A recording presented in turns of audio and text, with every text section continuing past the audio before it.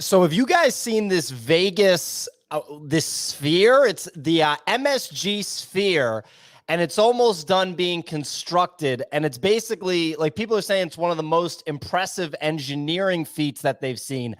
I'm not going to lie, it's pretty cool. And I don't usually get super duper excited about stuff like this, but the things that they're doing with this is pretty crazy. I've seen it as an eyeball. I've seen it as a basketball promoting Ice Cube's Big Three League. It's pretty damn cool. I feel like there's a lot of cool stuff that you can do with this. And I also think it's going to like revolutionize the way they build structures and then like pair advertising with it. Cause you could like, I don't know, do like a movie or something on this thing. It's pretty wild. Have you guys seen this? Yeah. Honestly, I think they built it for like $2.2 billion. That's a fucking deal. Like, I don't know who the hell engineered that, but the complexity of that, they can't build like 10 miles of road in America these days without it costing like $5 billion. So to build that thing for $2 billion is phenomenal. Is it going to cause some car accidents? Yeah, but that's worth it in my book. It'll cause car accidents because people are distracted by it. Yeah, I saw one where the eye blinks, and I was just thinking, like, if I'm like just driving into Vegas, you know, and I'm like, and it's like a not note, and then all of a sudden an eye blinks like out in the distance, you're like, what the? Pretty good stuff. Easy. Have you seen this thing? Dude, I've been seeing it. It's absolutely wild. I went into like a weird deep dive because I was so curious about it. It cost the guy like $1 billion to make the damn thing. But he thinks that he'll generate significantly more. It's Dolan, right? The guy who owns the Knicks. I'm fairly sure. Bob Dolan. Yeah, so it's the same guy, and he's building one in London right now. So he's building a second one like immediately, like just letting it fly. Because to him, he thinks that this is going to be like the biggest advertising gain for them. And obviously, there's some issues with like the Knicks and how he's managed those. And a lot of people feel very strongly about that. But the guy knows how to advertise. That's for damn sure. I think it's pretty cool. There's some like creepy ones I've seen of this thing where like it's an eyeball and like it makes me so uncomfortable. But then like the basketball one for the summer league was sick. Like I was like, oh, this thing is awesome. Yeah, the giant moon is crazy. So for those that are listening, oh wow, we're looking at a video and it shows like a moon that looks hyper realistic. That's like just touching Earth. But they've already started selling tickets for it for like, because it's obviously hollow inside for like events. I'm curious how many seats it can fit. I'm curious 18,000. Okay, so that's not that big to be honest. Yeah. Like that's fairly small. Like 15K is not like, that's not an NFL stadium or like a NBA stadium by any means. No, you're not like seeing like Morgan Wallen, but maybe Maggie Rogers. Yeah, I think that's a good comparison, you know, or like Childish Gambino present day, not back in his prime, you know, like some small name stuff, but I'm sure the tickets are going to be 10 grand. Like they gotta recoup those costs. Oh man. But like, what happens if they do like a Dave Chappelle in there, you know, like those tickets are going to go for cheddar. And then the advertisement, they could slap something crazy on that thing where it's like a literal living joke. Yeah. Can you see these from space? Are they that big or not? No, dude. I think only that. No, it's actually a valid question because I'm a little bit of a conspiracy theorist, and so I was like, okay, now he's building one in London. I'm thinking he's like, you know, trying to send a signal out to aliens or something. That's where my head went. But there is that light in Vegas that you can see from space that shoots out of the top of the pyramid. It's like the brightest light in the western side of the world, and you can see it from space. It's just a literal light. It doesn't do much else.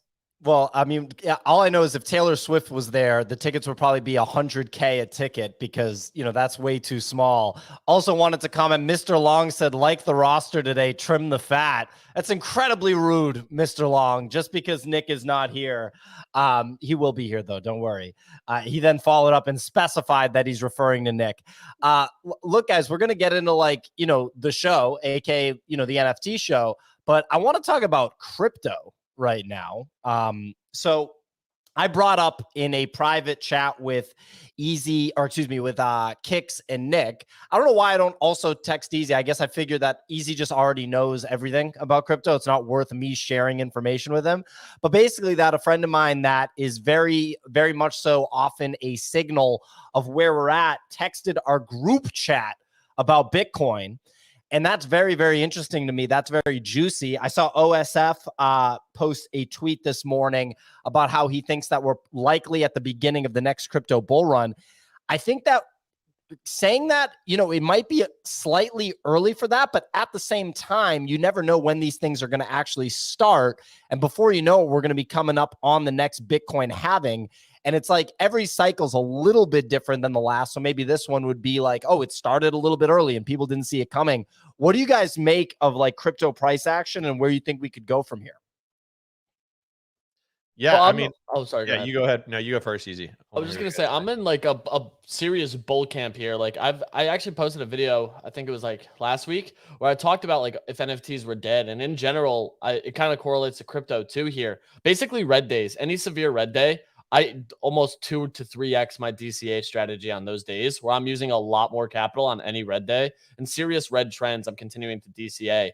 And like way more aggressive than I have been throughout this year. I did the same strategy when FTX collapsed, basically throughout the entire end of the year.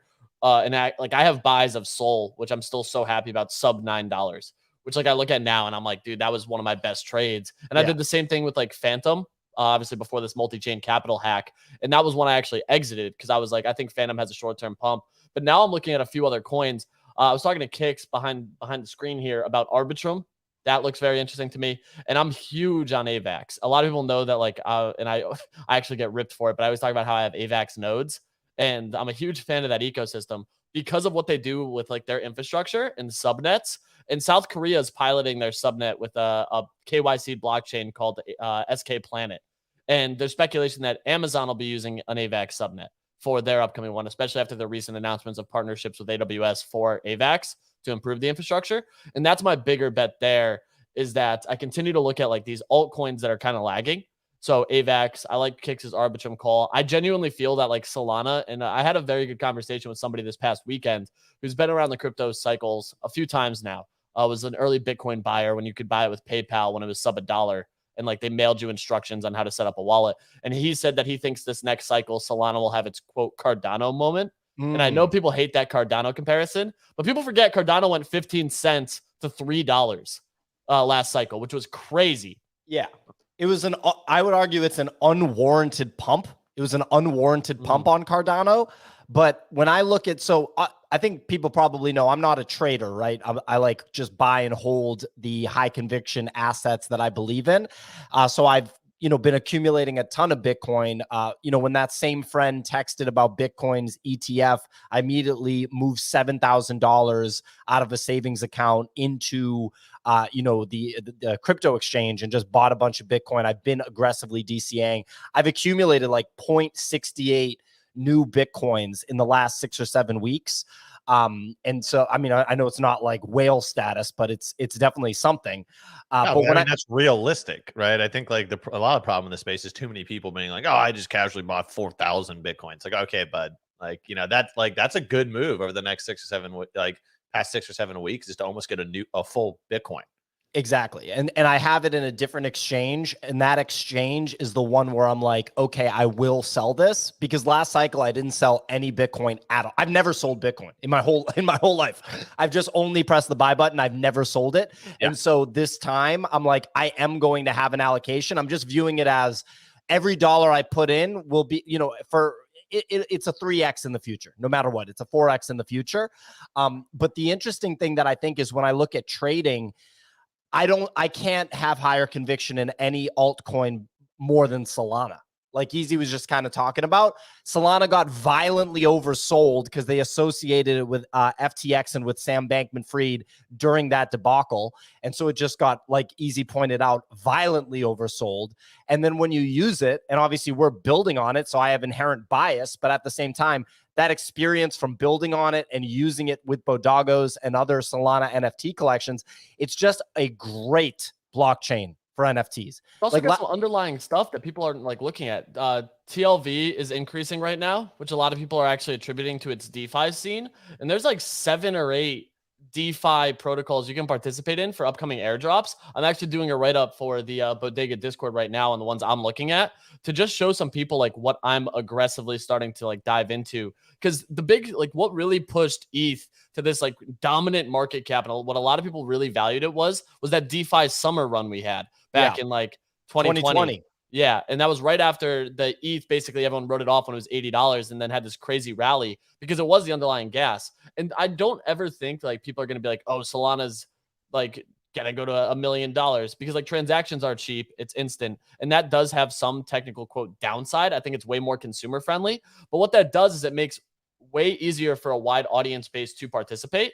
And that's where I'm like, that makes the most sense for me. So as the TLV is ramping here and we're starting to see more DeFi plays on Solana, this is where I think it's going to end up having its like DeFi summer moment, especially because right now there's 4 or 5 protocols I'm actively looking at that all you literally have to do is like stake Solana to their validators, which they disperse for you. They give you their token and you get the yield, which is I think like an 8 or 9% guaranteed return, which stops from Solana token inflation.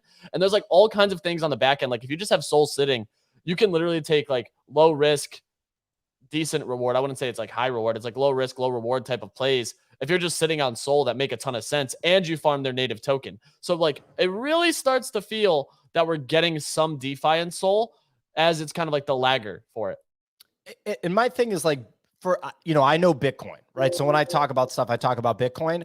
Bitcoin 40K, to say that it's programmed is like the biggest understatement of the century. I'm not saying this is for next week. I think a big thing is a lot of people that listen to the show, a lot of people that are active on like crypto Twitter, when you say something, they basically are hoping that you're saying, hey, the price is going to go up literally tomorrow. Like I'm not talking about you supporting yourself and buying milk and sugar at the grocery store off of a Bitcoin trade that's going to happen tomorrow.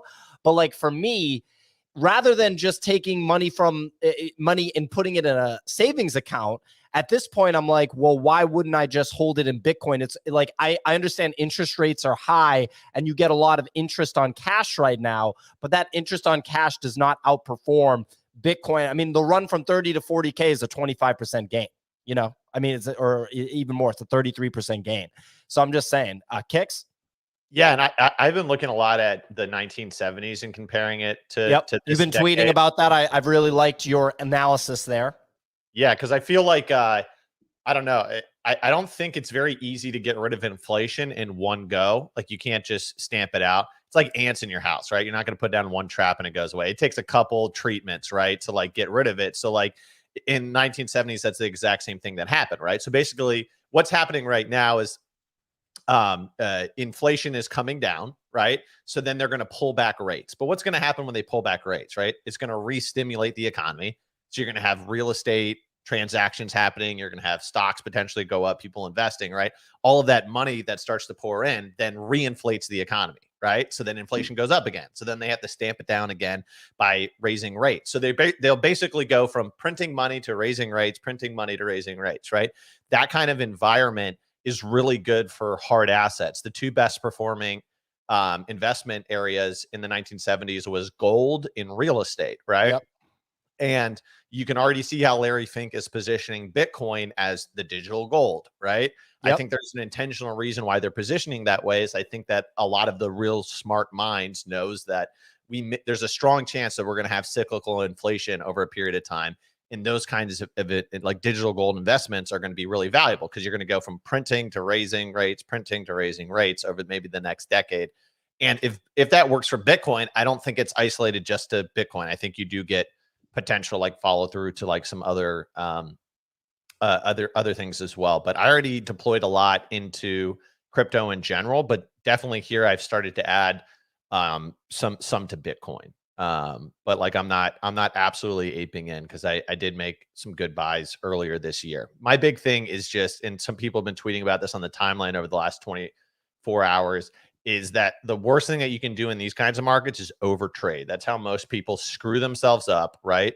Because this year, we're halfway through this year, all of Bitcoin's moves up. It's up almost 100% this year, came from 8 or 9 trading days, 8 or 9. Right. So that means if we're 150, whatever days for the year, 141 days you sat in the market, nothing happened. In 9 days is where all of the action happened. And the same thing happens in traditional equities as well. But the point being is like a lot of people are going to get impatient when things aren't moving and they're going to move to another trade. They're going to switch their position around and they're going to have to realize tax gains and they're going to just overtrade and chop themselves up to death. So like the real thing I'm trying to do, which I'm normally terrible at, I sold my fucking Meta stock way too early. Just sit on my hands and let it ride. Well, we talked about Facebook a number of times over the past few weeks on this show. or Meta, whatever you want to call it, it sold as if it was a crypto stock. It sold like Coinbase does. It sold like Bitcoin did and crypto during the FTX debacle because of the metaverse association. Zuck at the time also said, like, he basically said it was a mistake to lean as heavy as we did into the metaverse stuff. So obviously it was due to come back because it's not a crypto, stock. It's not a crypto company. And it's Facebook. It's Mark Zuckerberg. It was due to come back. So at 5x, which you don't commonly see in a short period of time on the stock market. I just sent Clemente a link in the private chat. It basically is Bitcoin's year-over-year performance, the total return year-over-year. So I'm a big fan of this. And if you were paying attention to this, then you would have known on New Year's Day this year, January 1st, that would have been an absolutely elite day to literally put as much money as you could into Bitcoin, because basically this is showcasing the percentage return of Bitcoin year over year. And the pattern is 3 years up, 1 year down, 3 years up, 1 year down, 3 years up, 1 year down. And 2022 was actually the worst year down. It was an 81% drawdown. The previous drawdown was in 2018. I think we all know that, 73%. Previous drawdown before that is 2014, 58%. Now, I'm not guaranteeing that this pattern just eternally continues, but it has happened 3 times, that's in accordance with the Bitcoin halving. So you could have known that if you bought January 1st, 2023 Bitcoin, you're going to get some good return, and we're almost at a 100% return. So if you look at the previous years after the drawdown, 2015 after 2014, 35% increase, followed by 125% increase, followed by your yearly God candle, 31% increase. And then 2019 after 2018, that's a 95% increase, followed by a 301% increase, followed by a curbed 90% increase. A lot of people think that a lot of that had to do with the distractions of, for example, NFTs. If anything, NFTs were the biggest winner of the previous crypto cycle, without question, with some anomalies on the crypto side. So I'm a big fan of this year over year analysis, this breakdown of Bitcoin. We can move on, but do you guys have any other thoughts on the current state of affairs with crypto assets specifically? I just think right now is a perfect time to kind of also take a look at, obviously a lot of NFTs are going to struggle with positive price action on crypto, but that also gives you a unique opportunity to really look at what teams are doing from behind the scenes and try to spend that time doing a little bit more research to see what that long game plan is and how they intend to drive that action. One of the key things too is a lot of people speculate on the underlying token price, when in actuality that USDC price is still going to be adjusted and inflated at times and cause that positive correlation to some extent. So also looking into some of those projects that are iterating and driving some level of value there's going to be winners on both. And as the market has a month of cooling off or choppy action, you're going to see that liquidity cycle into NFTs for a leveraged trade position. And I just continue to think this industry and space is going to continue to see a ton of very innovative stuff. And in bull markets, it's usually when you get a wave of a massive innovation and massive kind of attempts at new things to gain market share and traction. So I'm that's probably the thing I'm most excited about. When you look at 2021, 2022, everyone and their uncle and aunt was trying a whole mess of new things here that people had never seen before, just trying to give an honest effort and see what would hit. And that's what I'm most excited about, because in the bear, people try stuff, but it's not as aggressive. And you definitely have a couple more shots in a bull to let things fly. And when it's received positively, it really moves up. Yeah, people like to say that crypto price action going up is bad for NFTs. It is in the short term, but ultimately I do believe that things kind of settle down with the quality actual NFT projects, because when people are making, crazy crypto gains, they bought Solana at $12 and then Solana's $60 or something. They're willing to let it fly a little bit with, buying NFT projects. So it's ultimately good for the quality NFT projects. Think about it. The prices of NFTs were at all-time highs when crypto was near all-time highs. It's not 100%. Like when...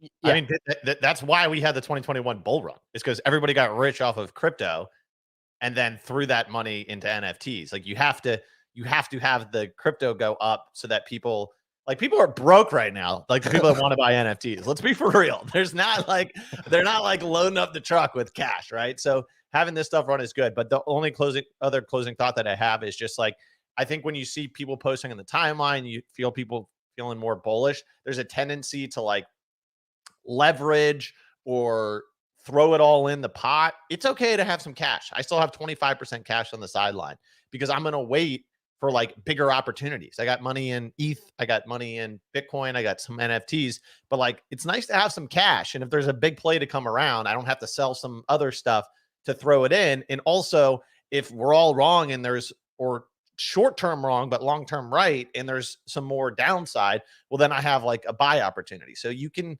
allocate without like going max DJ. Absolutely. So look, ladies and gentlemen, we're going to get into the weather report with Signal in just a moment. Real quick, we'd like to take a moment to thank the sponsor of today's show, Underwater by Lacoste. So Lacoste has just introduced the Underwater card, which is a digital asset that rewards brand builders and creators in a way that you probably have never seen before. So with the Underwater card, you gain access to a personalized experience program that reflects your activity and engagement in the space.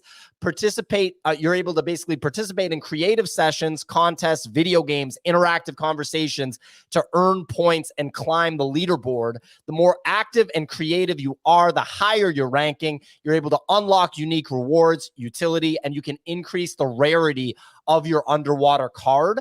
So the Underwater card celebrates, like we talked about, creativity, conversation, and gaming, and empowers you to embark on a brand journey that rewards your engagement with Lacrosse. So if you want to showcase your creativity and unlock exclusive rewards, like a trip to Paris, for example, you can head to the link in the pinned tweet. Clemente's got it pinned in the Twitter space. This is, of course, Lacoste, the extremely well-known and long-standing apparel and fashion company, really lifestyle company. So we're incredibly excited to have them sponsoring the show. We're going to hear from the team a little bit later in the show. It's going to be awesome. So make sure you check out that pinned tweet and check out everything going on in the world of Lacoste and Web3. Signal, how's it going? Going good, man. Going good. I'm actually really happy you started on this Bitcoin conversation. Like 2 nights ago, I was out at dinner and started talking to these 2 gentlemen next to me. And these are like older profile. I think they're about like 55. And they both worked in the oil and gas industry. And we started talking about the finance market. And this one guy was a real he loved stocks, and he was saying he invested in Apple 25 years ago and he invested in Tesla extremely early. So this guy, has his finger on the pulse. And then we got into the crypto conversation, and it was really interesting to hear his point of view of why he doesn't invest in Bitcoin and how he sees it as a currency which fluctuates too much and would never allow you to essentially be able to use it in the real world. That was his thesis onto why he doesn't invest in Bitcoin. He's obsessed. He's obsessed with medium of exchange discussion. Yes. Okay. Exactly. But I love talking to smart people who are not in this bubble that we're in, and to understand their point of view as to why they're not in any cryptocurrency, so that you kind of understand where we are in terms of the life cycle of Bitcoin and how much further we need to go, despite having conversations around institutional adoption from entities such as BlackRock and the other companies that we've heard from. So I just think sometimes it's good to escape the bubble so you get another perspective. And this was coming from someone, is senior in oil and gas, managed to somehow figure out that Tesla and Apple were going to be the it stock, did that years ago, but despite that won't touch Bitcoin. It's just thought I'd share that because I thought it was pretty interesting. But on to the weather, guys. Tuesday, the 11th of March, GM everyone. We've got market volume sort of a little bit more muted. It's coming in at 17.6 million. Blur down at 8.5, OpenSea at 4.1. On to leaders. Things are pretty stable there. You got apes around 34.5, mutants hovering around 7, just under at 6.7, punks just shy of 50 at 48. D-Gods not quite recovering, but stable, still at 8.7. Azuki back down under 7 at 6.9. Captains holding 5.7, interestingly enough, and Pudgies just solid at 3.9.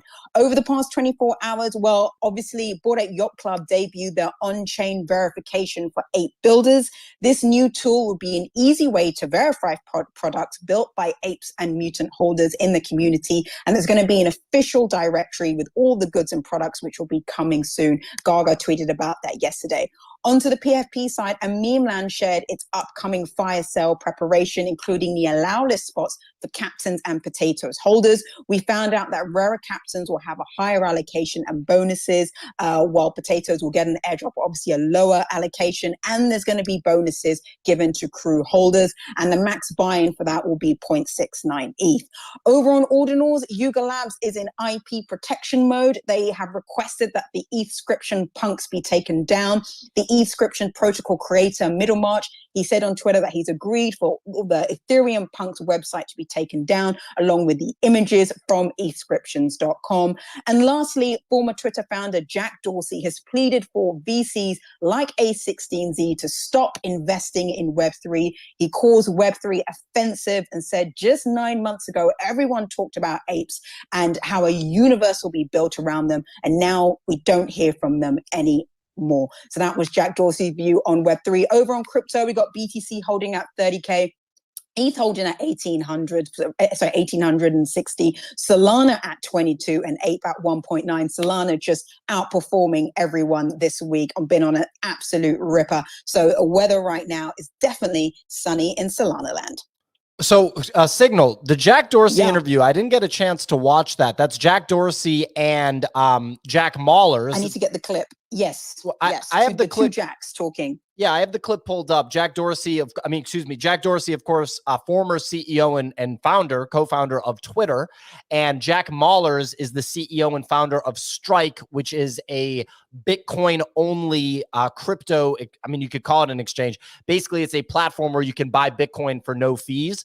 And you know, Jack Dorsey has really emerged as quite the Bitcoin maximalist, very much so. He has, you know, he doesn't believe in ETH, and it sounds like he doesn't believe in NFTs. So you were saying that he's encouraging VCs to not invest in quote unquote Web3. Is that the message that Dorsey was sending? Yeah, it's I mean, it's a clip from it, but he says essentially that Web3 he finds it personally offensive, and he thinks that VCs at the moment are essentially investing in hype which has no real principles and no fundamentals, and it's trendy. And in the context of Bored Ape Yacht Club, what he was saying was that 9 months ago, they were everywhere, and now they're nowhere, and VCs are on to the next trendy thing, which is AI, which is about to kill us all. And he doesn't want these large entities who in the past, especially A16Z, the founder has been extremely influential on the direction that the internet went and how we use it today. Yes. He doesn't want them to fall prey to trends, and instead put money into funding open source and development on Bitcoin. That's the other side of the argument. So he's all about put money into Bitcoin, fund companies, startups on that side, and don't do Web3, which is just, in his words, no real principles, no fundamentals, and it's just trendy. And also don't invest in entities and platforms that enable rug pulls or enable Web3. Okay, well, I'm a Bitcoin guy, so obviously, I have a bias towards Bitcoin. It's just funny to me that he's basically just operating as like a toxic Bitcoin maximalist in a way, and I feel like he's also not acknowledging Web3 is on Bitcoin now. Like the NFT ecosystem, the Web3 ecosystem on Bitcoin is really, really like bustling right now. Like it is popping over there. Kicks? I just find it super interesting because, first of all, Jack Dorsey has all this money because VCs gave him money to build his companies. Yeah. Second of all, the guy interviewing him, Jack Mallers, raised $33 million from VCs to build his company. I invested in that round. He's got my money. Yeah. And then thirdly, he's acting like Bitcoin was like the first and perfect built, nothing can ever be better than it, cryptocurrency, when the reality of the situation was there's plenty of cryptocurrencies before Bitcoin, and there's going to be plenty of cryptocurrencies. Well, there weren't any cryptocurrencies before Bitcoin, Kicks. Yeah, there was. What do you think? It just came out of the thin air? There was like yes, Zcash that's why Bitcoin's so important. It's the first actual cryptocurrency with like blockchain technology. The first one that took off. There was blockchain technology before they even had tokens on top of it, I'm pretty sure. Like the whole mining feature. And I'm pretty sure that there was actual coins that were very, very similar to Bitcoin before Bitcoin. It's the first one that took off. All I am saying is I would get canceled for being present on this. Is like when Joe Rogan interviewed the crazy MMA fighter Sean Strickland the other day. He kept having to say, I do not agree with what Sean just said. I do not agree with what Kix just said, but go ahead, Kix. Keep going. Speak your truth, Kix. My point being, okay, yeah. So first of all, the cryptocurrencies before the first cryptocurrency was called eCash, and it was created in 1990. There was B money, there was BitGold, and there was Hashcash, and they were all very influential in Bitcoin's creation. So it's not like Bitcoin, we discovered it. It was created by aliens. It's the perfect system. We don't need to look for any other systems. My point being is that just saying anything other than Bitcoin is garbage is like saying anything other than Napster or Cisco is garbage, or anything other than AOL internet is garbage. I just think as a technologist, it's a little counterintuitive to just dunk on everything else that comes after Bitcoin because Bitcoin's the perfect system. I'm massively bullish Bitcoin, but I also think that their technology advances, it innovates, it gets better. There's a potential that the next Bitcoin will be created in the future. So the problem with eCash and the other attempts at digital currency that came before Bitcoin were that they did not solve the double spend problem, which was the major technological innovation that Bitcoin solved and what secures the Bitcoin network and actually makes it so that Bitcoin can functionally work and grow to be like, you know, $1 trillion asset class in itself. But I do appreciate your perspective, Kix, 1,000%. I do not agree that, you know, some new technology is just going to disrupt Bitcoin. I think actually we're seeing Bitcoin dominance grow because Web3 is coming to Bitcoin, which Jack Dorsey seems to have blinders on for. Anyway, the Nifty Daily Digest, the daily newsletter we publish at thenifty.com. We got a couple stories from there. So go to thenifty.com and sign up. You also need to have an account there to claim the free NFTs that we drop on this show almost daily. Typical Friends, the team behind Invisible and Garbage Friends, sold out a 50 NFT supply of quote-unquote mystery drops, which they call the NFT equivalent to loot boxes. This will include limited edition designer drops.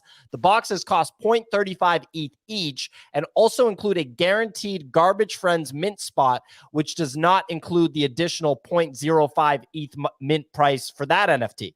So you are seeing a continued, just basically like continuing to sell assets. They sold some physical collectibles, this squad did recently. So they are having success continuing to drop things that people are paying for. This is really interesting to me. This is one I'm like really excited about because you look at their Invisible Friends Kith collaboration. Yep. They clearly have ties to like that space and that side of things. And their Kith collaboration is one of the few NFT merch items, I think actually the only at the moment, that can be sold on like a StockX and traditional avenues and has sales. Has liquidity, yeah. Has liquidity, yeah. And that's something that like I obviously like I love clothes. I love all that type of stuff. So I was hyper focused on the Kith drop. I love the hoodie that they released. I just ordered one, so I'm excited about that. Shout out to the team over there. But I'm really excited for like these mystery drops that are going down with it. And it's something that I think is going to have a really, really interesting use case moving forward here for like the loot box style. Because, dude, we've seen CSGO loot boxes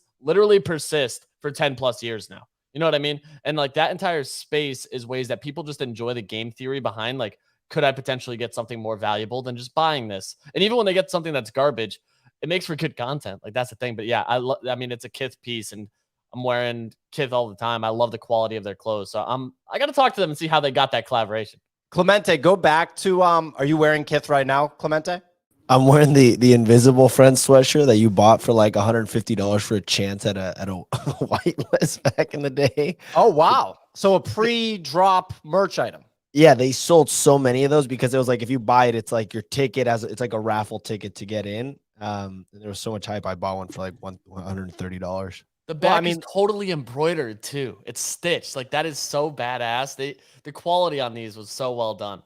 Yeah, quality clothing costs money. $130 is a reasonable price. If you go to the Kith website, and that's actually like, I think cheap for a Kith hoodie, go to view sales, Clemente, on the right there. So we're looking, ladies and gentlemen, we're on StockX right now on the YouTube channel, and we are looking at the sales. There is certainly liquidity on these Kith sweatshirts. There's more sales on this sweatshirt since April than plenty of NFT collections. So like this asset, this sweatshirt actually has legitimate liquidity. So that's pretty cool to see that an NFT brand is getting legitimate traction in the streetwear world because, StockX, if you get sales moving on there, that means you're pretty legit. Is this the only item easy on StockX by No, Kith? they have a varsity jacket as well. That's like, that thing is sick. It's just really expensive. Like, and I mean, living in South Florida wearing a varsity jacket, I think I would look absolutely ridiculous. But like hoodies, I at least wear inside because I keep the apartment cold. But that's something, they have that. They have a few hats. They did, I believe, a BMW as well with Kith and Invisible Friends, which someone bought. It was like a one of one. They've done a lot of really cool stuff. And it's awesome to just see Kith dive into this. Yeah, I see the blue sweatshirt. I'm not seeing the varsity jacket, but maybe I don't know, it might be like sold out or something, but there's liquidity on the blue sweatshirt too. So there you go. So moving on, we'll see what happens with that drop from Typical Friends. Blur has announced that Azuki Elementals and Elemental Beans are the next collections eligible for blend, becoming the first collection to be added to Blur's lending program since May 26th. Along the same lines, royalties for both collections have been decreased to 0.5%. Last but not least, this was the biggest story, I think, yesterday on Twitter. Damn, I was doing so good. I got to shake this cough. But I mean, look, we're 41 minutes in. That's not bad. It's probably just some light COVID. It's good. Building your immune system up.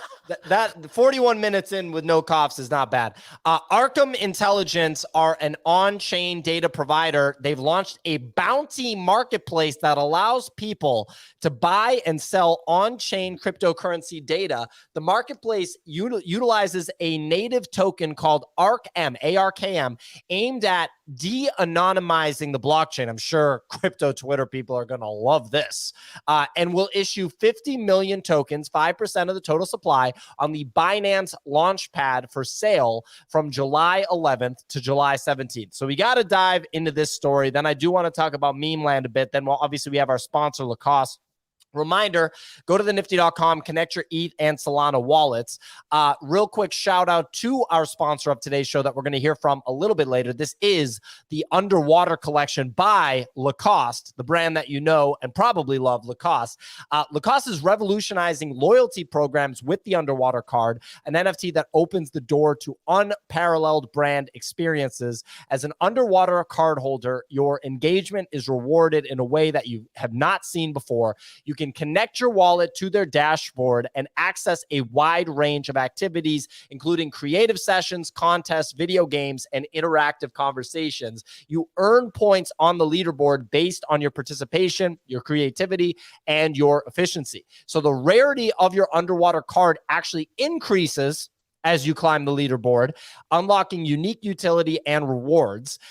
This loyalty program is basically designed to celebrate creativity, conversation, and gaming.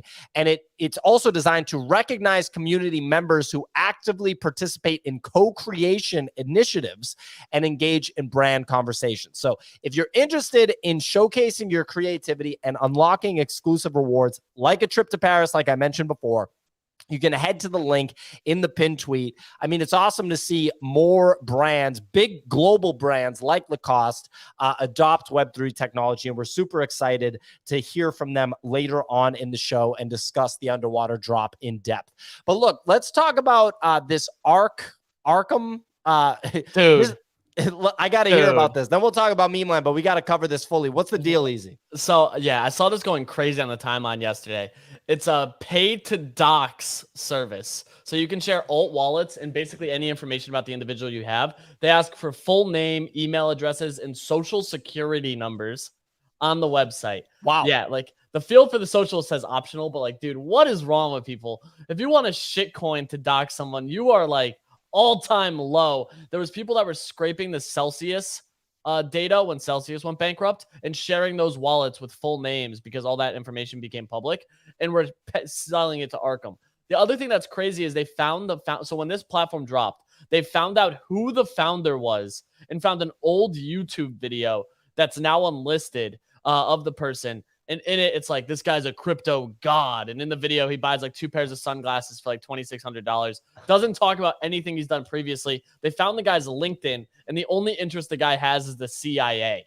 So I'm like, dude, this is absurd. There's some interesting investors behind it too. I don't want to misspeak on who they are. I saw the list yesterday. I'd have to research. OpenAI. OpenAI, that's what it is. Palantir. And yeah, Palantir. So those are the two. And once again, like Palantir is one of the most heavily funded government public traded stocks right now. They have huge government contracts. And OpenAI is like obviously just farming the shit out of our data at this point, considering they use it for machine learning. Shocker, like I use the damn thing every day. They know me better than I know myself at this point. So seeing now Arkham getting in on it, like, how could you not think that crypto and blockchain tech is not going to continue to scale when there's a full pay to dox service to find people on the internet that don't want to be found? I think that Web3 is going to push back on this, but you're going to get some people who are desperate for cash. And that's the other thing too, is like all the promo links that people share are the person's email address, just base 64 encoded. So you can actually see like who's using the promo links. Yeah. They dox the person's email address. So even the website is piss poor as far as that goes. It's a joke. Like I don't think this thing gains mainstream attraction and like adoption, but just to see it all over the timeline yesterday in the huss and fuss about it is so ridiculous. Like you're going to get some garbage governance token to help vote on what, who they dox next. And just to see it turn around on the guy who found it, to get lit up and be like put everywhere and show his face as he was previously anonymous is just like the icing on the cake from this like docs platform. I mean, it's pretty wild. Are these the feds, Easy? Absolutely. I mean, bro, Palantir and OpenAI are the two investors on a doxing service for Web3 wallets. Like, dude, Palantir's database is like one of the most used things by like governments at the moment too, to like source and seed a whole bunch of stuff. There was even some drama with Palantir about doing like facial recognition tech, like with CCTV in Europe. So like you look at that and it's like, all they're doing is just making it so it's like way more centralized in your information. Like there's no privacy, like anti-privacy, everything. So seeing this stuff is absurd. I've even seen the comments, like their token should just be called Snitch, money sign NITHC. Like that would be iconic. Yeah, I don't know, man. I'm good. Well, look, the feds probably would want to have some sort of doxing program for crypto because, so there's a couple things. Number one, there are people that engage in nefarious behavior on crypto, obviously. I think that's well known at this point. Number two, there is a significant percentage of people that participate in crypto that are completely obsessed with not paying taxes. That's like the single most important thing to them. And obviously the government doesn't like it when you don't pay taxes. So they want to figure out a way to do that. There's also a percentage of people that are just giga obsessed with privacy. I don't know how, I mean, the government probably wants to dox them because they're probably evading taxes too. But yeah, this was a pretty fascinating story. The guy, the CEO, was pretty young, right? Yeah, he looks like really young. 25, 26. But it's just fun. Like I got to find this YouTube video and share it because, dude, when you watch the video, it's so funny. Like this guy just looks so out of place, and you have to find the video because he literally looks identical to I Love McConnon, who's like to a T. I'm gonna find the video of this too because in it they like talk about how he just went from like the U.S. to Europe and just moved there, and he's just splurging thousands of dollars on sunglasses, and it's like this is the most crypto scammer shit I've ever seen. Like you don't see someone just wake up and be like, all right, dude's at Chrome Hearts, like a really expensive designer brand. And he's like, which sunglasses do I get? Oh, I'll just get both. And it's like, dude, like that type of shit just pisses me off. Well, one fun fact is if you're buying expensive sunglasses, then you're definitely out of your mind because sunglasses break constantly. So just wanted to throw that in there. Also, I tried to add Nick to the show on Twitter because he requested, and I accidentally removed him, basically banned him from the space. So I just unbanned him, but I hope we'll be able to get him back on Twitter. Kix, you were going to say something? Yeah, I don't even feel like it's like a useful service. Like, do you actually think like the IRS is going to like use this? Like, dude, people think they're like anonymous online. They like loaded their account with like a Coinbase wallet. You know what I mean? It's like, you know, like if you understand not paying taxes, that's called tax fraud. There's no statutes of limitations on that. Like if you ever attach that account to your personal thing, like you're screwed. That's why I paid my taxes, because then you don't have to worry about smile on my face. Smile on my face. Here you go. Put a little extra on top and say, you know, account, let me know if I can get a refund. You know, like pay your fucking taxes. But like this service just doesn't even make sense to me. I just don't even understand it. Like the actual people that you would want to like dox are the fraudsters, and Zach XBT already does a fantastic job of that. But I mean, hey, if people are interested in it, whatever. I did think it was interesting. I tried to see like what Arkham could have stood for. And apparently it's a Russian word, Arkham. And if you translate it into English, it's Arkamus, which is a Warhammer 40K character. And they describe the character as a highly suspicious and detailed orientated individual. So it kind of makes sense, you know, highly suspicious people trying to dox everyone. Also, I just don't know the accuracy level of this. Like, how many mislabeling of wallets are we going to have, right? We're like and then how can you prove something like that? You know what I mean? It just seems like fundamentally that it's flawed. Yeah. I love McConnell. That's the guy. Yeah.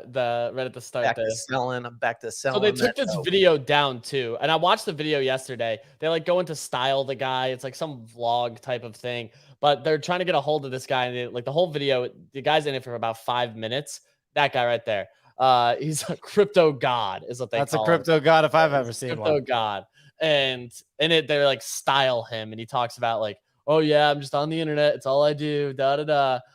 Dude, this video I was watching this. I was like, this reminds me so much of like all the people Zach XBT ousts for buying iced out Rolexes and phishing links. I'm like, dude, this is such, it drives me crazy. I want to go to, I love McConnell. I want to go to Signal, but there's something very special to me about crypto guys that finally make some money and just splurge so hard. It's one of the funnest things, in my opinion. Anytime I see it, it brings a smile to my face. Signal, you have your hand raised. Then I want to hear if Bunny's worried about getting doxxed. Yeah, I always find it really funny what they buy. It's just like the most basic things, like expensive sunglasses. It's just like all the things to buy, all the Lambos, you know, it's always a typical like sunglasses, Lambos, and expensive, you know, expensive couches. I know, but I think what's interesting about this service, which, you know, is quite odd, for whatever reason they felt the need to bring it to the market, but it does highlight something that I think people maybe perhaps not think about, is that at the end of the day, like blockchain, it's publicly anonymous, but it's not private. And those are two completely different things that I think people are sometimes muddling.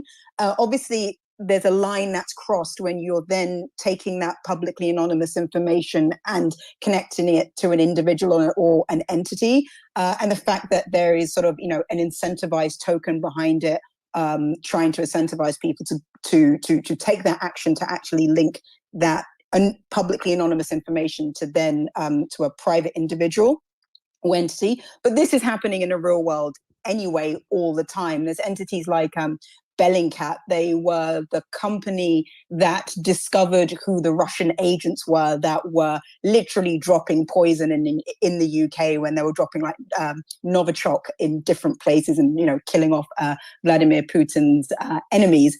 But like this same company brought out a free tool that essentially allows you to get a photo with someone in it, and within, you know, a certain amount of time you can figure out the exact location of where these people are for absolutely free, and it can tell you the street that person is on.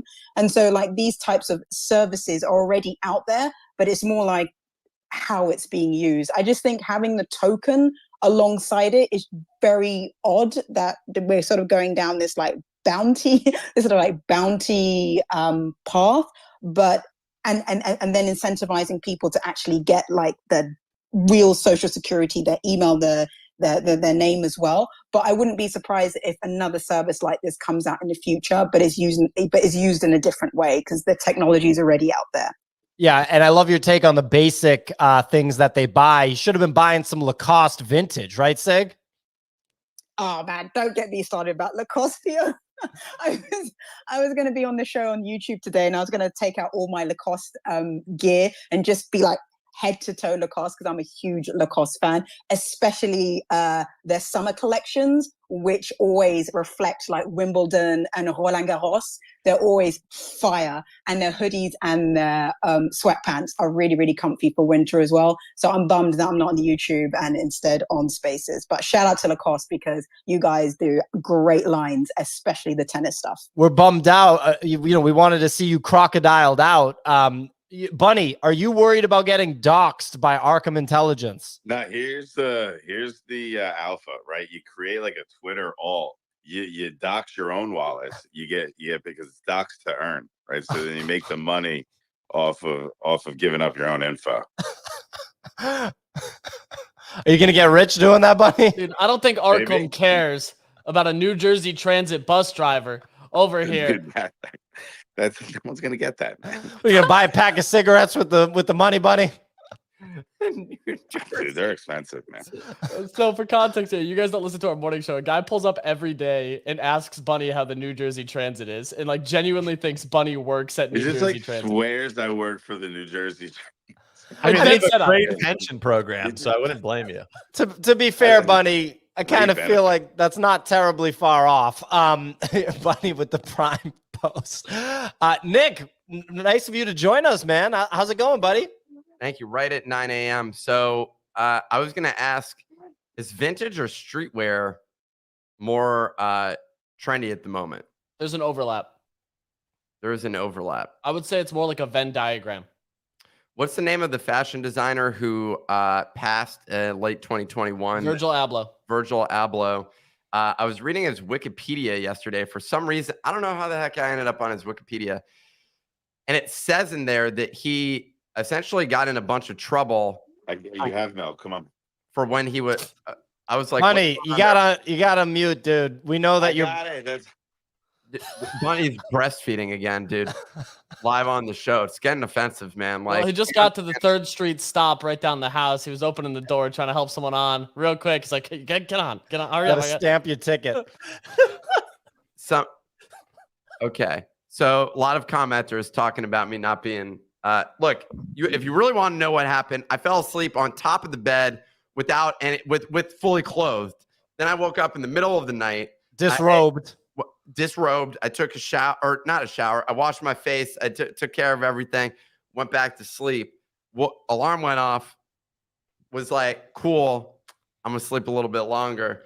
And then just there was no other alarm. And Wait, I you woke fell asleep face down on your bed, fully clothed.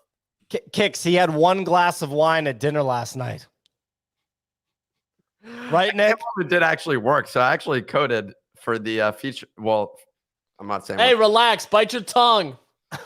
The Jesus. BoDoggo's Discord loves leaky Nick. Yeah, they He just just post almost leaky leaks faucets things. when he pulls up. All of a sudden, they all just start posting leaky faucet memes. Well, anyways, the bottom line is the Virgil Abloh wiki thing is very interesting. Primarily the area where, well, he's faced much controversy for just stealing other people's things, which seemed to be pretty effective from a marketing standpoint.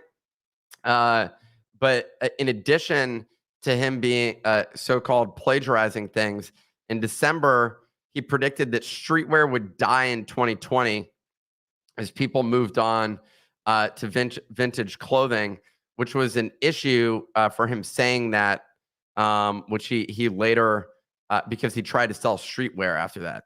And so a lot of people are like, what the hell? But aside from that, maybe it hasn't evolved the way that he anticipated, but I do see all the 90s stuff. Anywho, I was just wondering about that. And I want to hear more about the Lacoste style stuff from Signal. Maybe we can get some private tutorials on that matter later.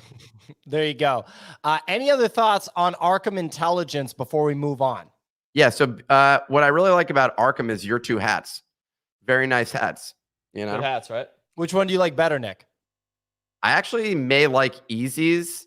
I really like Easy's. But so for those listening right now, you can't see, but Pio and Easy have both become merch designers. So Fashion designers, Nick. Fashion. High fashion. okay, yeah, from print on demand service providers. High fashion.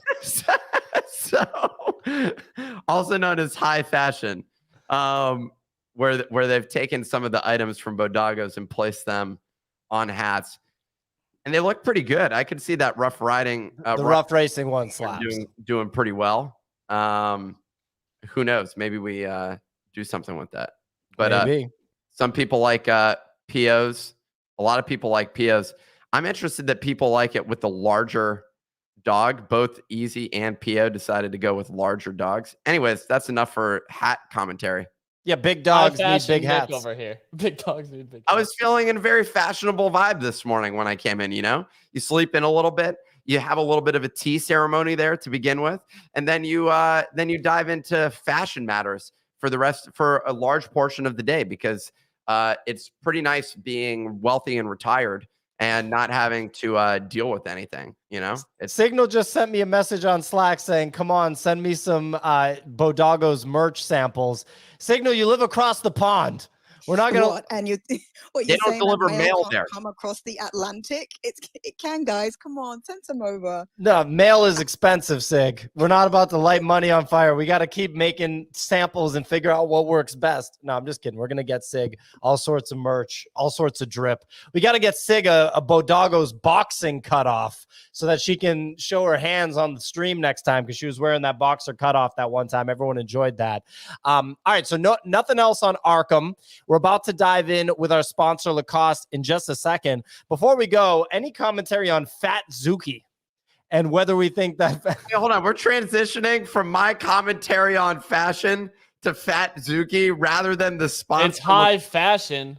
Fat Zuki. Have you seen what they wear? It's covered in crumbs, mustard stains. Did you see grease. that Fat Zuki had potentially paid Mario based on the right. They paid post yesterday? Mario. So there was the Mario thread last night. Did we discuss that on the show? No, we haven't not. discussed the Mario thread.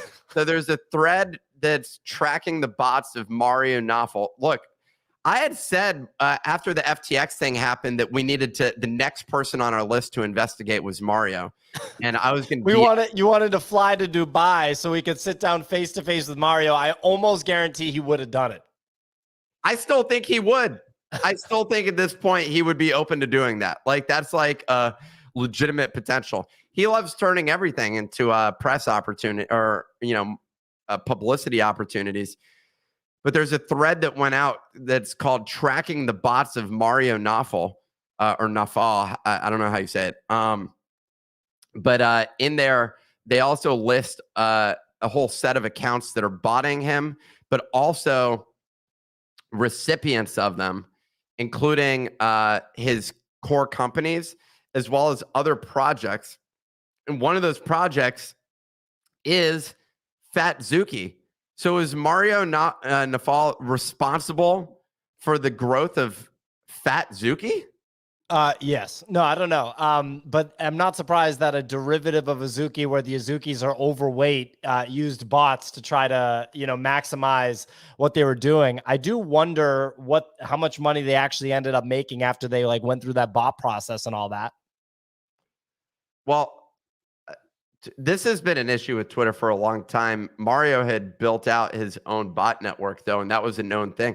I got DMs from people that wanted me to go public with that, actually, like a year ago, with information, like DMs, like breaking down. I used to work for Mario. He has his own bot network. Here's the details associated with it. The problem was I only had like a single source associated with this, and it's like he has a trail of people who he's like betrayed or pissed off in some way that like becomes sources. And the problem is angry people are very good at leaking, but all leakers are not created equal. And the result is you sometimes get a bunch of unverified information and the person doesn't want to dox themselves even to you.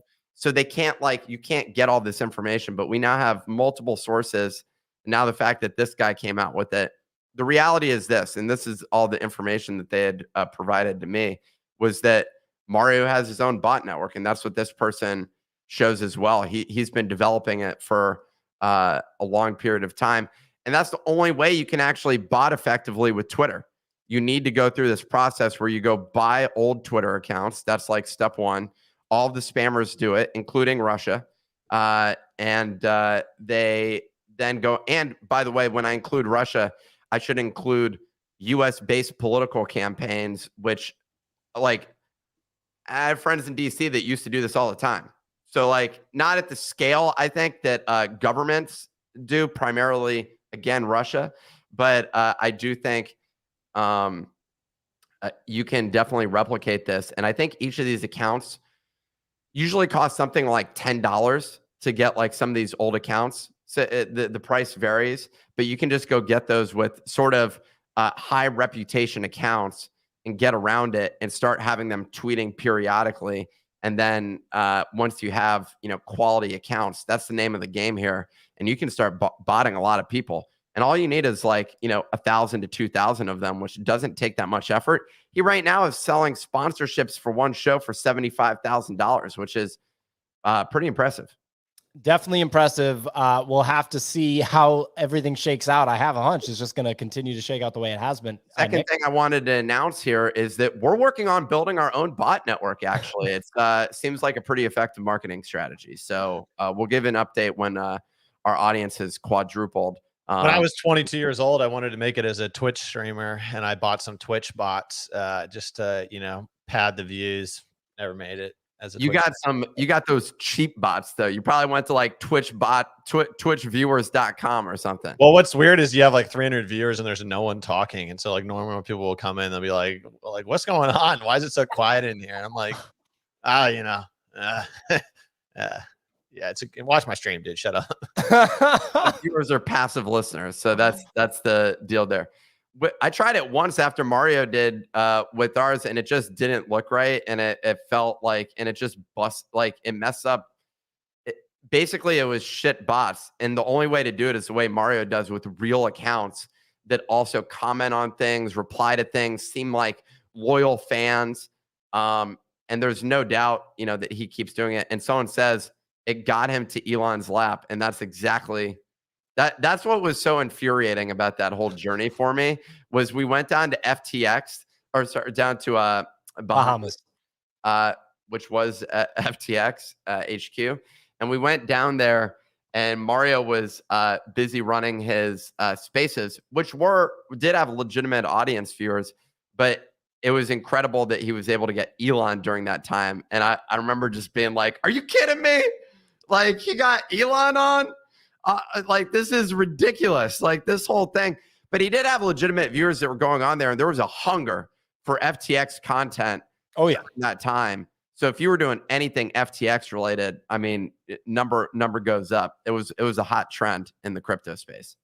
There you go. Well, we'll have to see how that whole thing shakes out. Ladies and gentlemen, time to talk with today's sponsor, the one and only Lacoste brand, specifically the Underwater Genesis Pass drop is what we're going to be talking about. You've heard me talk about it a couple of times so far on the show. We're incredibly excited to have Lacoste sponsoring the show. We have the team here to discuss the drop. Thanks for joining us. How's it going? Hey, GM, very excited to be here. Thank you for the invitation. It's doing great. What about you guys? Doing fantastic. Extremely excited to have you. I've talked about some of the kind of high-level points surrounding the Genesis Pass and what the mission is of Lacoste in Web3. But I'd just love to hear from you all, what's the deal with this pass? How are you all thinking about it? And what else should people know about Lacoste and Lacoste Web3 journey? Sure. So to give you a bit more of context, because I think it's essential when you see the mission, the new step of our project is how this underwater project started. So it was a project that was launched a year ago, focusing on community, how we can explore the blockchain technology to make sure that we have a new relationship with our community. For a Web2 brand like ours, it's key, of course, and it was super interesting to see the community creation through blockchain. So Lacoste wanted to explore that. And during a year, they experimented a lot of different things, events, Discord community creation, a lot of different things go up and stuff. And the objective right now was to take some step back and think about what is the long-term project we want to build in the future. What is our vision, where we want to go? And based on that, the most important thing is how we can create a rewarding model, because everything starts with the community, how we can create a rewarding model that will stand in the future and that will be pluggable to any future brick that we will create in the future. So that's the mission, which is the beginning of the project, is the rewarding model. And how it works is you have an NFT that is dynamic and that will store any activity that you are doing in the underwater project, and that will reward you at the end of the year based on the engagement and the commitment you had in the community. Awesome. And you know, the quest started on June 29th. So just a couple of weeks ago, and the mission is going to continue until December 2023. Can we talk about that, you know, the quest and the mission and also some of these rewards? Sure. So basically what we took is like any activity that we think is fun and that creates value for the community and that makes sense for the brands. And the first mission was a quiz around internet where you had to find a code going from our Twitter, our website, our Discord. And we had like a lot of members of our community exchanging day and night trying to find the solution. That's the first kind of quest. And we have other quests like that are work in progress and harder in the future, because we see that our community is really, really smart on this one. And even when we are trying to have it harder, they find it in few days. And we also created the factory in our Discord. It's the place where creative people can exchange and create some real merchandising, Lacoste merchandising, that we will launch in few weeks, and we want to go stronger on this one. So if you are a creative and artist, go check the project, because we are looking for a strong creative community to build the fashion of the future. So you have the creative aspect, and after you have the event. If you are participating in physical or digital event, AMA, if you are coming in Roland Garros because you are invited, you get your co-op, and for all of that you get rewarded. It sounds awesome. And I want to definitely talk about the leaderboard. I also want to see if, you know, Signal or anyone else has any questions that are Lacoste related. Or Nick, go ahead. Yeah, the most obvious question here is, what sort of clothes can I get out of this process? What a question. What we are trying to build here is like co-create merchandising with our community. We will reveal how it works in the future. But the objective is to create here a more exclusive merchandising aspect, and to go further in the creative lines. Let's say Lacoste has a strong heritage in terms of clothing. Of course, you are aware of it. And now what we are looking for is kind of the Japan challenge. That's how I like to call it. It's how you can mix the heritage and the innovation of Lacoste, and how we can go way beyond with our creative community in the fashion industry. When you say co-creating, does that mean that like you're working with the community to create limited run sort of merchandise? Yeah, exactly. So during the last month, we had on Discord the first proof of concept in terms of co-creation. It was questions about what type of wearable of merchandising do you want? Do you want a hoodie? Do you want a jogging? What type of color? What type of logo? What type of AR effect do you want on it?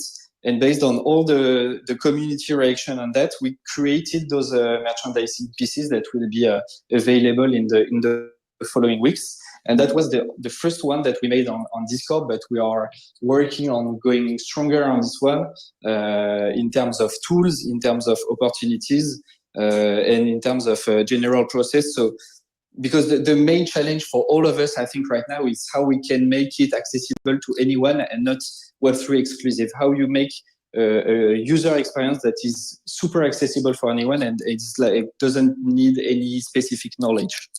So, well, I love that. We have similar mission with the Nifty.com, where we actually do something similar, and it's all about accessibility is a core part of our focus. But a question, or like what I'm wondering, you said something there about the community work together to create or co-create the first run of merchandise, and it was available within weeks. You're saying they were able to actually, they were able to order it, or they were actually received it within weeks? That's something that we will reveal in the following weeks when it will be open.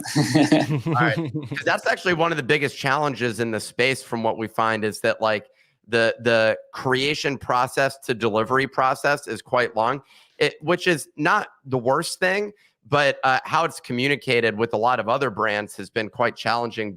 Like it feels very much like sort of Kickstarter in its approach. A lot of Kickstarter projects, I don't know if you've dealt with that, take a while. So if you're able to, you know, deliver with the community, that's huge. Like that's a massive value add. Definitely, and I think that kind of model are a super interesting model, and we see it a lot in music.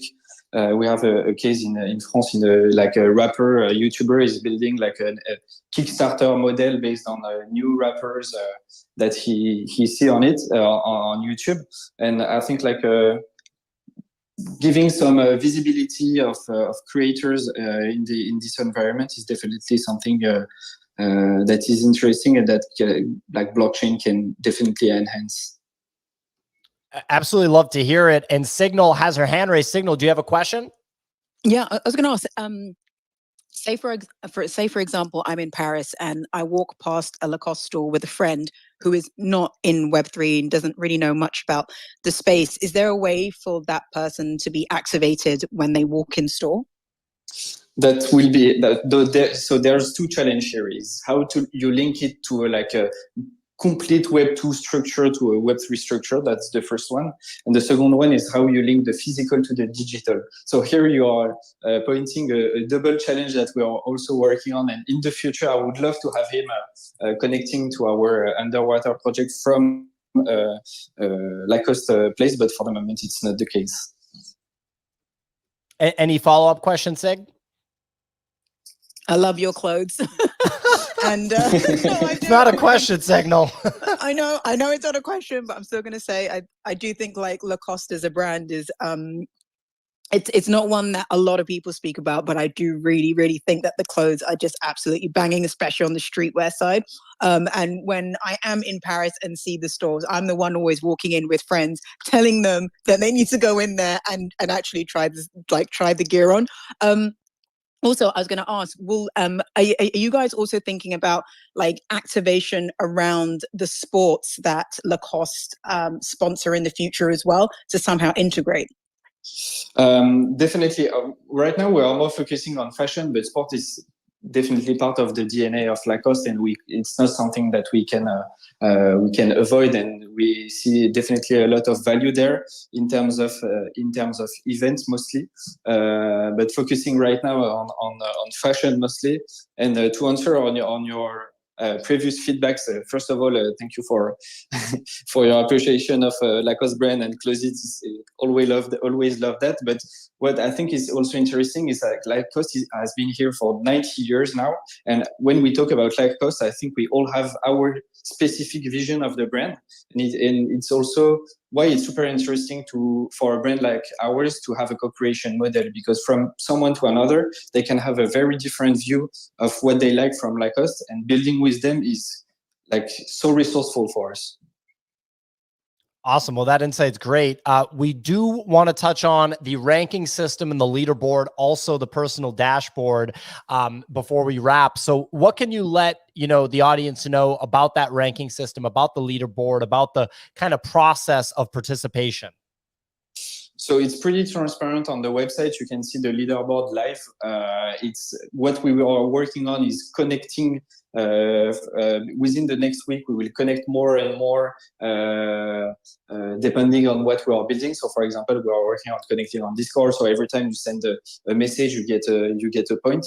Depending on the different activities. So if you are doing the quiz, if you are doing the co-creation activations, like for the moment, we are using AI to illustrate our storytelling, our news that will come on our website in the next weeks, that is talking about the history of René Lacoste, the founder of Lacoste. We are doing a creative challenge using Blue Willow, the AI generation from our community, and everything that they generate will be displayed on our website. Like, this is how our community saw the story, and we'll illustrate the article with that. That's an example of activity. And in the future, we will connect new activities to make sure that you are rewarded for anything that you are doing in the underwater environment. In terms of leaderboard, you can see it on the website. It's the top 200 at the end of the year that will be rewarded with a specific prize. And as you said, the first one will be invited in Paris for a VIP experience to see the office, to go to Roland Garros, to see the behind the stage of Lacoste. And the second one, for example, will be able to create its own Lacoste merchandising piece. Awesome. And is there anything else that people that are interested in the underwater pass, that are interested in Lacoste, excuse me, not lacrosse, Lacoste getting involved in Web3, anything else that they should know about this drop or any of the Lacoste Web3 plans? I mean, it's important to see that here in Lacoste, first we have like a stronger team now, and we have a bigger team, and we are growing stronger on that. And even if it's we can see some brands that during the bear market they are going slower. On our side, we are going faster, and that's the objective. And the second aspect is that we are growing stronger on the fashion and co-creation system. So if you are curious about new model of creation, you should follow the project. And yeah, the mission is just the beginning of the rewarding model. We will build on top the features that will activate the community. Absolutely. And Clemente has the website pulled up on YouTube. It makes everything very clear. It's actually, really like strong UI in my opinion. It's pretty simple, pretty easy to understand. What's the call to action, for anybody that's interested in this? Where should people go? What should people do? So the first thing, if you are curious about the project, you can come on the Discord, meet the community. They are super helpful, super nice, and you can spend the days with them if you are willing. But the most important thing after that is on board on the project. You can go on OpenSea or any other marketplace on Ethereum and get your underwater pass, which is the entry pass to the experience, and it has been like that for a year, and it will stay like that in the future. The underwater card is the entry pass to our experience. So if you want to join the project, you get the underwater card and you start the mission experience. Awesome. Well, thank you guys so much for joining us. This was absolutely fantastic. I see the actual Lacoste main account in the audience too right now, which is super cool. Everyone should make sure that they follow the Lacoste underwater account. It's on stage right now. Check out, the Discord, check out the website. We have everything pinned to the top of the show. And thank you all so much for coming. Nick, do you have something to add? Yeah, real quick. If you're looking up on OpenSea, it's UNDW3. If you're actually searching for that UNDW3 on OpenSea. There we go. Well, go ahead. No, thank you for that. It's true that we say underwater and we're used to that, but it's UNDW3. Absolutely. And thank you for the invitation. Was great talking about that, and thank you for the community. Absolutely. Our pleasure. Well, everybody, that's our show. If it's your first time listening, we run the show Monday through Friday, 9 a.m. to 10:15 a.m. Sometimes we run a little bit over. One more huge shout out to today's sponsor, Lacoste. Check out that underwater pass. Clemente has all the links pinned to this, to this Twitter show. Been showing it on the YouTube. This show also gets uploaded as a podcast to Apple and Spotify podcasts. If you'd like to share it with people outside of the Twitter bubble, if you want to watch the show on YouTube, it's available on YouTube. All the links are available in the NFT Morning Show account that you see as the host of the space. Check out the Lacoste underwater drop. That's the sponsor for today's show. And we will be back tomorrow. Thanks so much, Lacoste, one more time. And everyone, we'll catch you tomorrow. Thanks for listening. See you later.